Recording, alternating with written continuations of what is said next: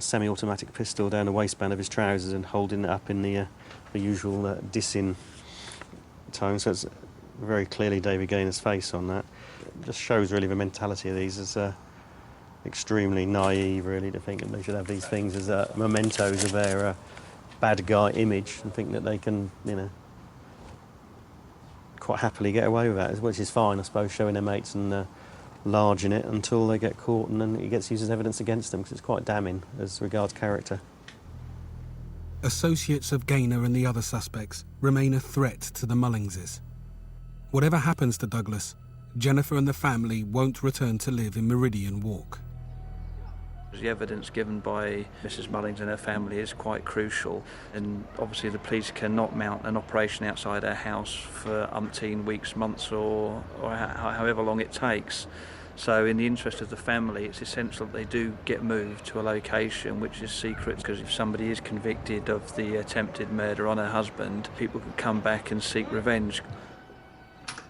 The family is given a safe house in another part of the country. DC Del Haddy protects Jennifer while she prepares for the move. This is not fair because we didn't do anything. Our whole world was changed upside down. Losing my home, my friends, my neighbours that we got on so well with. My son's school. You don't get schools where you can work with a headmaster and teachers the way that we did. We all worked well together. The doctors, everything. It's just a big change. Put so much into this place. Put so much into it. And the ironic thing, just in the last month, so much decorating, everything. And now we won't be able to enjoy it.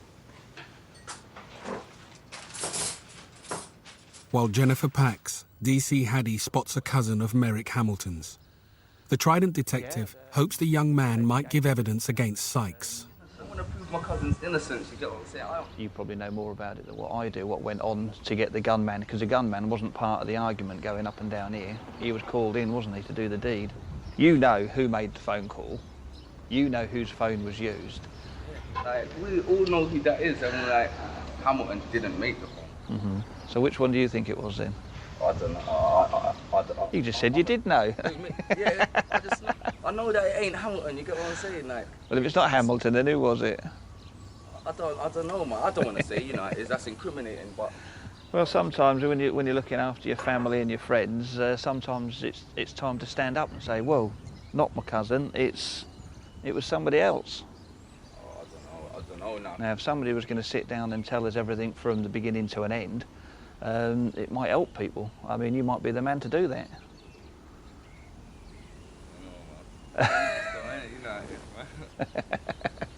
It's dangerous living in a street, isn't it? You get killed just for having a little argument over... Well, you don't get killed, you get hurt. He's not dead though, isn't it? No, he's very badly injured.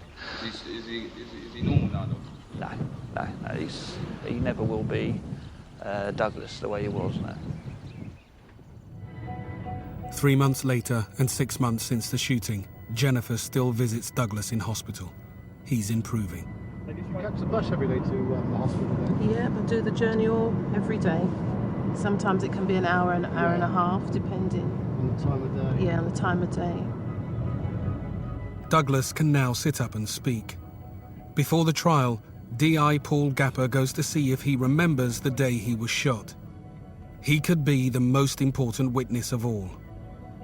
If anything means to you that we're annoying him, which I annoy a lot of people anyway, Jennifer, all the time, so... But it's not heavy today. We're not going into detail. It's just more so the boss can have an assessment in his own mind what he's going to talk to the Crown Prosecution Service tomorrow about his current position. Douglas, what caused your injury? How did that happen? My head. Yeah. How did that happen? Before the shot. Before the shot? He said to me, apologize before. I said, how me to apologize? You match my car, me to apologize. All right. You're dead now. He said that? Yeah, he said to me, you're dead. The man with the plaque said that? Yeah, he said, you're dead now. And in mobile, and in call them, and the guy,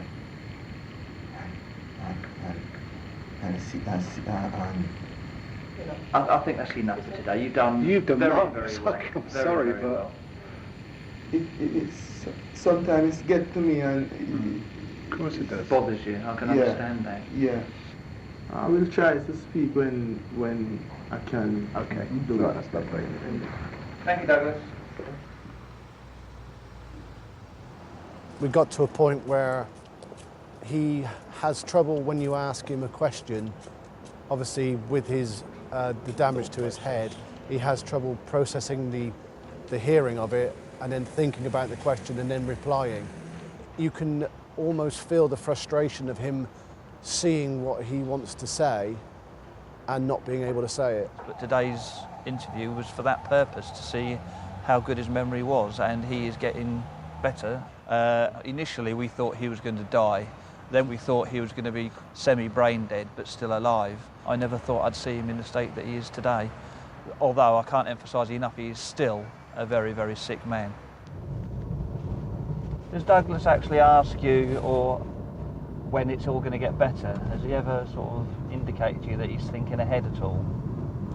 There are times when he does, because he will ask, and like he asks the nurse, will I ever walk? He'll ask them, in his way. It would take him ages to get there, in his asking questions. But would he be able to walk again, talk? And at that early point, they couldn't tell him anything, and it was a bit hard. It probably troubles him, and he can't obviously express himself. Yeah. Says it's all there. He knows what he wants to say. Yeah. But it doesn't quite come out. I am not going to subject Douglas to the stress and strain of a court procedure, but it's a time when we depend on the witnesses to come out and come forward, to break down that wall of silence, to not be afraid. They have to stand in the witness box and face the people that they are accusing and say what they saw. 7 months after the shooting, the trial by jury begins at the Old Bailey. It's the moment of truth for Trident, the Mullings family, and the accused.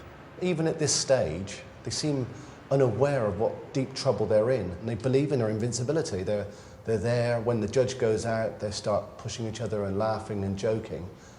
And it's sometimes a bit shocking to see that, and you think, well, why can't you see what you've done? And look at what's in front of you. If they get convicted, all their freedom is going to be gone. It just doesn't seem to be dawning on them. Along with the photographs found at Gaynor's home, Trident presents another piece of evidence to the court. Gaynor wrote a song that seems to be about shooting Douglas. The first line of it is, I'll kill you in front of your family. It's very difficult to sort of understand how someone can be so callous and what sort of frame of mind they must be to do that. It's like a contract he's been paid to do it, but in this case I don't think there was any money ever being paid, it's just gang culture. And the gangster rap seems to be part and parcel of this culture. Singing about murders and gun crime and drugs, being photographed, videoed with guns, and it's shown to be an acceptable and hero worship face of society, but that's fine to do. This is what you get if you're a big man. Life is cheap for that sort of people, I suppose. Never have I ever dreamt that I'd ever be in a place such as the Old Bailey.